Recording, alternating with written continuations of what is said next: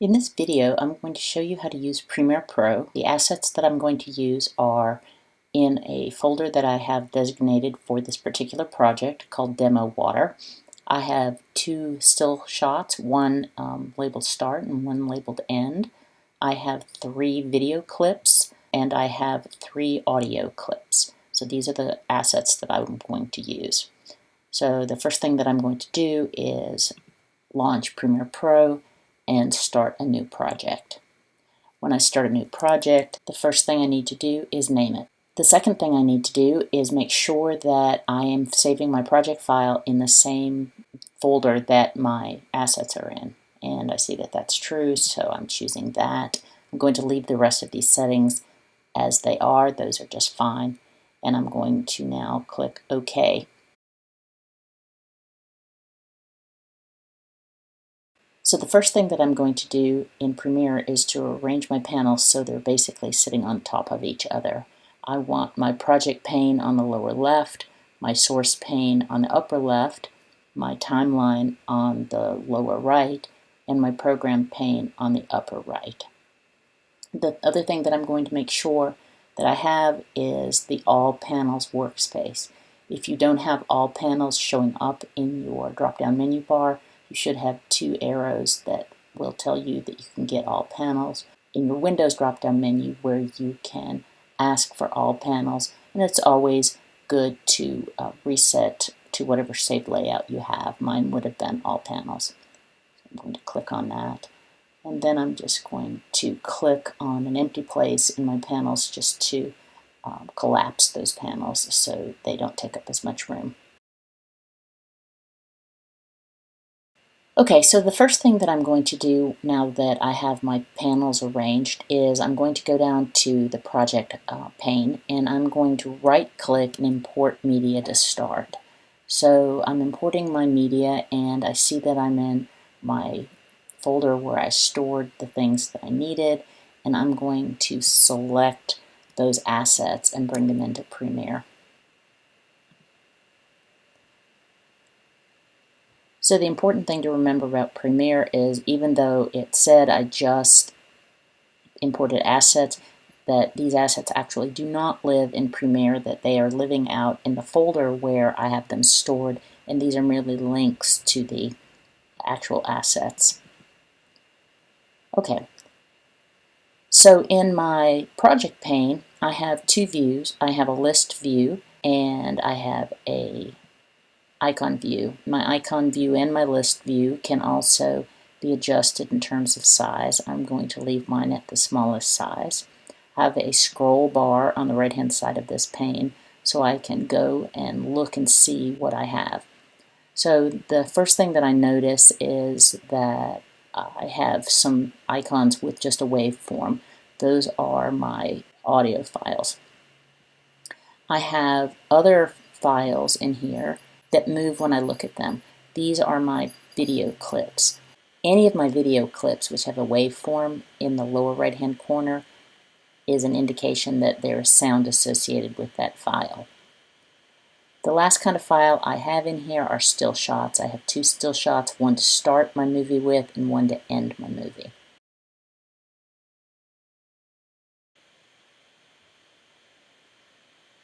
So the next thing that I need to do is look at some of these assets in my source pane. That is the upper left-hand corner of my screen. So the other important thing to remember is that whatever you drag to the timeline first is going to set the stage in terms of size for your whole movie. So what I usually do is work with my video clips first, and then I add still shots and then my music.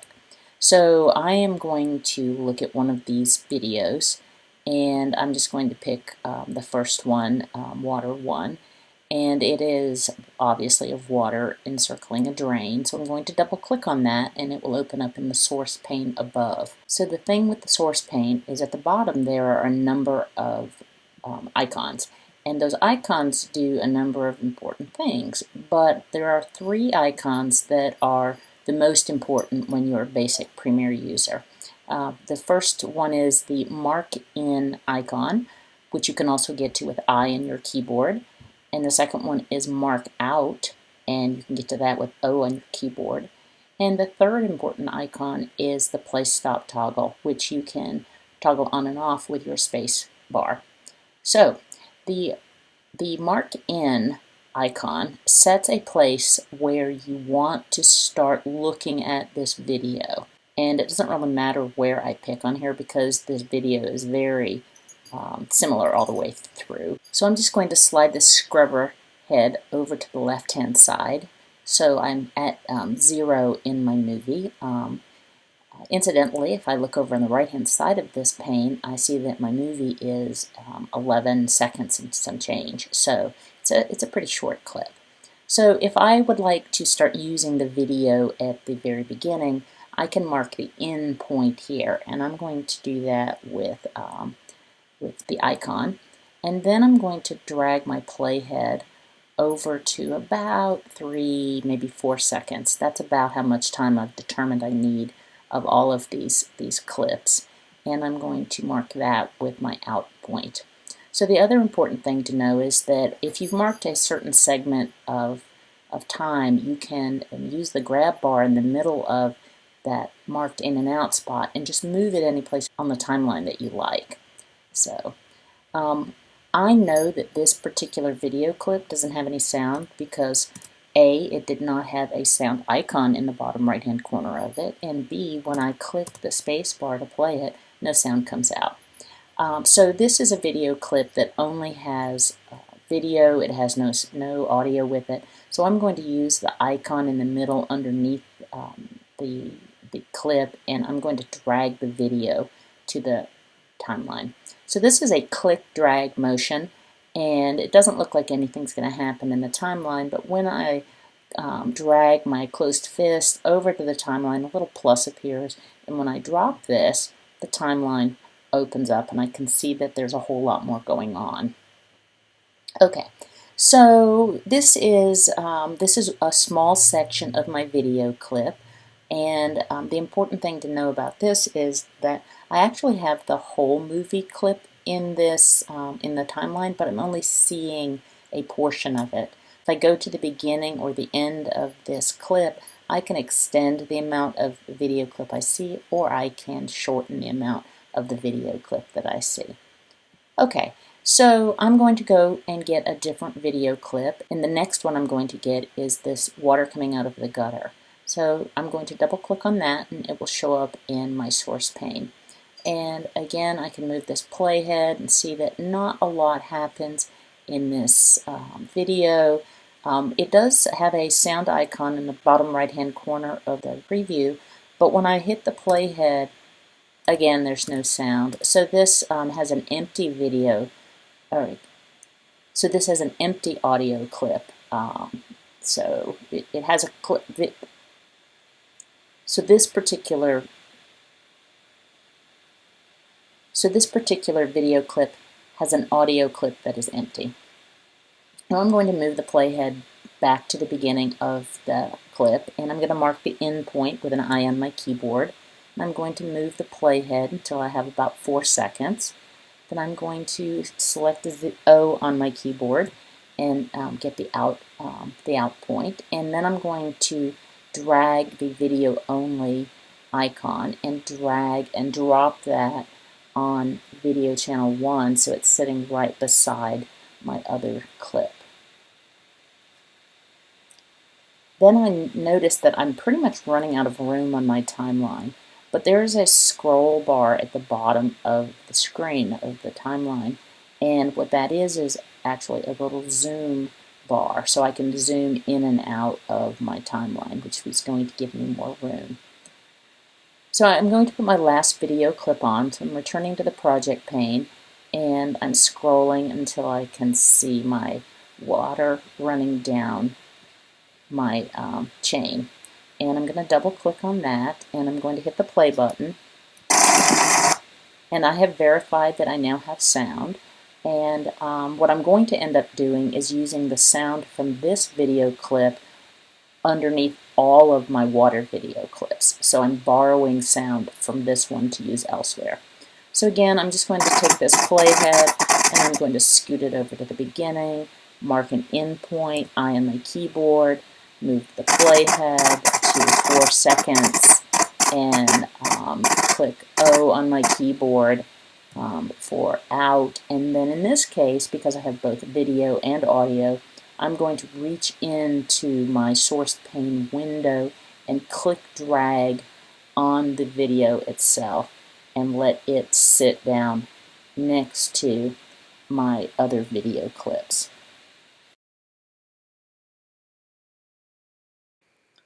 The next thing that I'm going to talk about is how to move your clips on the timeline. And for a beginner, it's sometimes just easy to just pick something up, move it out of the way, slide something else into place, and move the original into the new spot for it.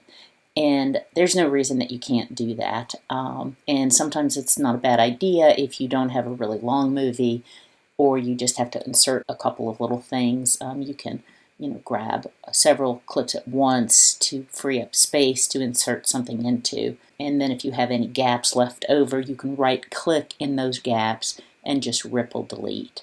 So the thing that you do have to worry about is if you pick up a video clip or a still shot and you start to move it into a new place that is not a freed up spot, your arrow icon will turn into an arrow down between two lines. And what that is telling you is that the clip that you're moving is going to eat anything that is underneath it. So for a beginner, again, sometimes it's better to just pick something up, move the thing out of the way, and then put your clip down where you want it to live. The next thing to do is to unlink my audio track from my video track in my third video clip. And the easiest way to do this is to right-click on the clip and search for unlink. And there's unlink, and now I can click on each one of these independently. So if I wanted to just move my sound to a different spot, I could easily do that, or I can move and stretch my sound so it covers all of the water clips. Okay, so that looks like it will be just fine, and that water sound will be suitable for all of my running water clips. Now that I have my 3 video clips on my timeline and I have a sound file that's going to work for all of those clips, it's time for me to add more assets. And the assets that I'm going to add are still shots and more audio. So I've selected everything that's on my timeline and I'm going to move it out of the way. And I'm going to come back over to the left to my project pane, and I'm looking for my start.jpg. And I'm going to click and drag that onto the timeline. If I have enough room, if I've left myself enough room on video channel 1, I can just drop the image there. And then I can click in this empty spot and right-click and ripple delete that so it snugs up next to each other. Then I'm going to come back over to my project pane and I'm going to look for my end still shot and drag it to the end of my clips and still shots on video channel 1. Alright, so now I have a still shot to start my movie, a still shot to end my movie, and my 3 video clips in between. Now what I'm going to do is add some more music. I need a background music track that runs throughout the length of my movie. I also have an introduction to my movie audio track, and I have some sound of blowing sand to use at the end of my track. So the first audio track that I'm going to add is my introduction, and I'm going to double click on it and listen to this in the sound pane. And the Water Conservation Project. Okay, so I can see that I've got an amount of silence in the beginning and an amount of silence at the end. The reason that I recorded this soundtrack with silence was so I didn't clip off any of the breath sounds. But I don't need this silence, and so I'm going to add an in point and an out point and drag this audio clip to my audio channel 1. And I'm going to place it somewhere about the mid part of where I start seeing this pouring water bottle. And I can always adjust that later. Okay, so the next thing that I'm going to do is I'm going to find my underlying music track, and it is The River Flows in You, and I'm going to double click on that. And this particular track is very long, and I really only need about 20-something seconds of it. So I'm going to mark an end point on the beginning of this track, and then I'm going to pull this over until I have a little bit over 20 seconds, and I'm going to mark an out point, and I'm going to drag this audio into my audio channel 2. And I'll adjust this later. And then my last piece is my wind and sand. And I know it's a pretty short audio track, and I'm just going to drag it over onto audio channel 3, and I'm going to put it where it slightly overlaps the water sound and my last water clip and my desert. And again, I'm going to adjust these in a second. So now that I have all of my audio tracks placed in what will probably be close to where they are going to live, I need to be able to do some fade in and fade outs. In order to adjust my audio better and work with my audio better, I need to be in a more expanded view of my timeline. And I can get to that expanded view by clicking on the key that has the tilde symbol on it. You don't need to push down a shift key or anything for this. You just need to click on the tilde key. The other thing that is true is when I get into that expanded space, I'm going to lose my tools. So the tools that are going to be important for me to be able to get to if I need them are the arrow move tool, which is V on your keyboard, and the pen tool, which is P on your keyboard. So I am now going to toggle with the tilde key into my expanded timeline space, and then I'm going to use my zoom sliders at the bottom of my screen and at the sides of my screen to expand my view. So now I can see those waveforms a lot more. And the first thing that I'm going to do is start cleaning these up a little bit. And the way I'm going to do that is I noticed that my channel for my music has a dead spot in the beginning. So I'm just going to slide that in and clip that off and then push that back to the beginning. I'm going to go to the end of my audio clip for my music and make sure that it ends when my movie ends, and the same thing with my sand sound. I'm going to expand my water sound so that it stretches slightly into my final still shot. And I'm going to make sure that my sand overlaps a little bit with that water. So I don't want the audio on my introduction to fade in or fade out, so I'm not going to worry about that. What I am going to do is I noticed that my audio for that introduction is a little low, and so I'm going to take the path or the line that indicates the total volume, and I'm just going to bump it up a little bit. So that's going to globally increase the sound from that particular audio clip. So the next thing that I'm going to do is I'm going to use these paths that cut these audio tracks in two, and I'm going to add anchor points to those. And then those anchor points I'm going to use to pull down the volume or hold the volume up. The way that I'm going to do that is I'm going to get the pen tool, and as I said before, that is the P key on your keyboard. And now that I have the pen tool, I'm going to add an anchor point to both ends of each one of these audio tracks except for the introduction. So I'm going to do that by clicking, and again I can adjust all of these anchor points in a little bit, but I need something to pull the audio down at both ends and an anchor point to hold the audio up in the middle. So once I've drawn these or put these anchor points on this line, then I could just hover over the anchor point and click drag. You can see how that is taking the volume down to nothing.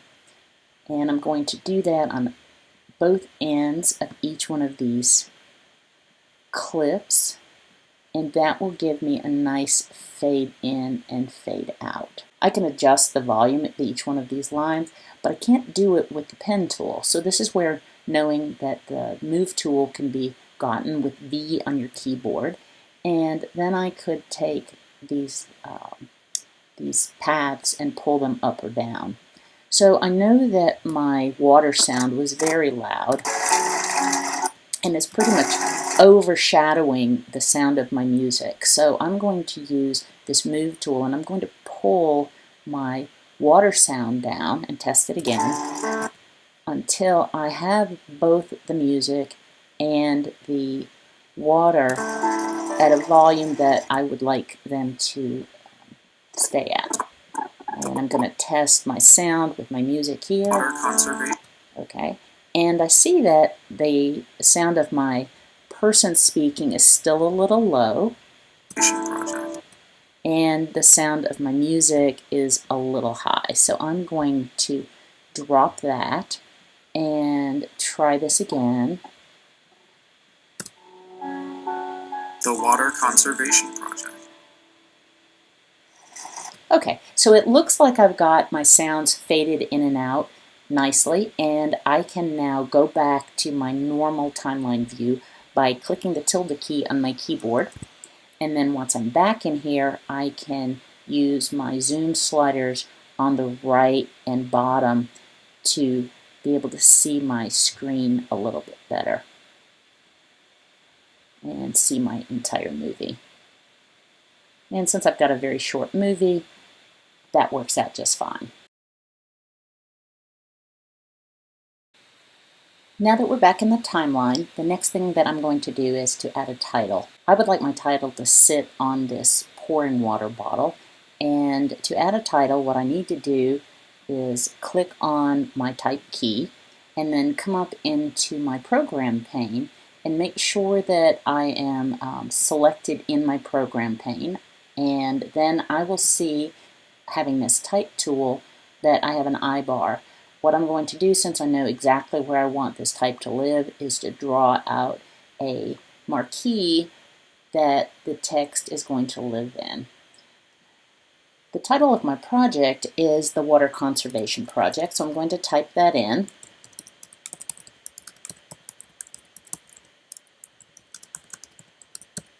And I see that my text split for conservation after the O. And just on first glance, I see no place to change any of the formatting for my text. And this is why we have this all panels over here on the right. It's because under Essential Graphics is where all of the editing tools are hiding. So I'm just going to show you that I can change the font if I want to. I could slide the size, which is a percentage and not point size. I could change the alignment from the left aligned to center aligned if I want. I can scroll down and see that I could easily change the fill color, maybe to a nice blue for my water, and say OK. And so now I have a number of things that I've done to format my text. And so the other thing that I want to remind you of is that in the Essential Graphics, now that we've made a piece of text, a title, that this is what you're seeing. You can edit whatever piece of text that you have. It has a visibility icon you can turn on and off, but you can also browse for things that Premiere Pro gives you. And so I would suggest browsing through these templates because you'll see different types of credits, you'll see overlays, you will see different lower thirds, and so it's a very good place for you to browse to. So I'm going to just collapse this menu, and I'm going to come back down to the timeline and see that I now have a title that's living on top of my pouring water, and it starts at the beginning of my pouring water and it ends at the end of my pouring water. But what I'd like to do is have this title not start until my introduction starts. So now I have just the water bottle, and then I see my title. Okay, well, we are almost at the end of this making a movie process, and the last thing that we need to do is keep my clips from just jumping from one to the other. And there's an easy solution to that, and that is to add a video transition. Nicely, the video transition that is the default for Premiere Pro is a cross dissolve. And if I select all of my assets on my video channels, I can go up to my sequence drop-down menu and I can apply the default transitions to that selection. And now I have things that fade in or cross dissolve, so it's not so jumpy.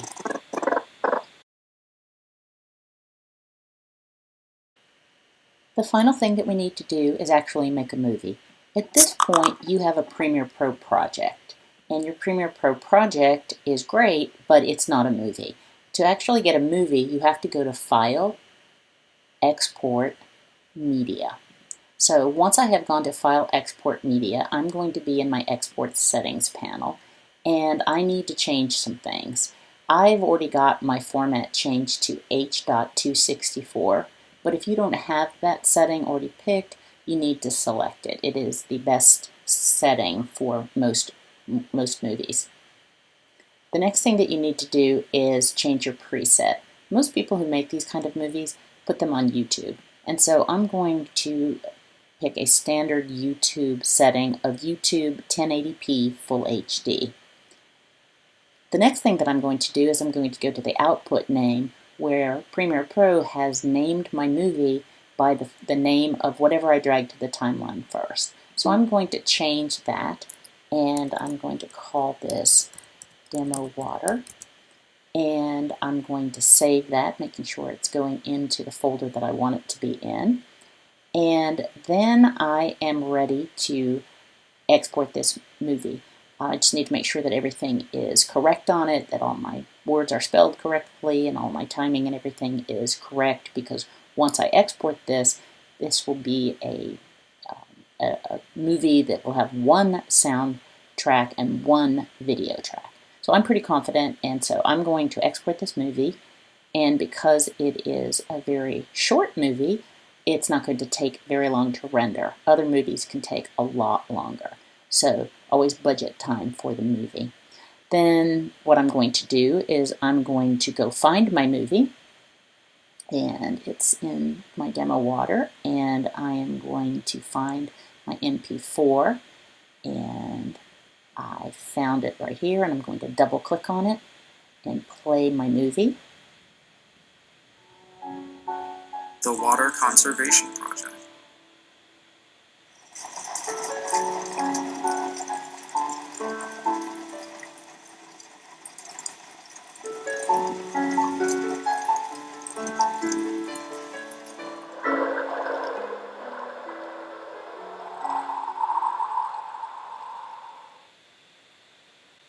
And that looks fine. So now I am back in Premiere Pro. I am going to go up to my File drop-down. I'm going to save this project file, and that is the end of this demonstration.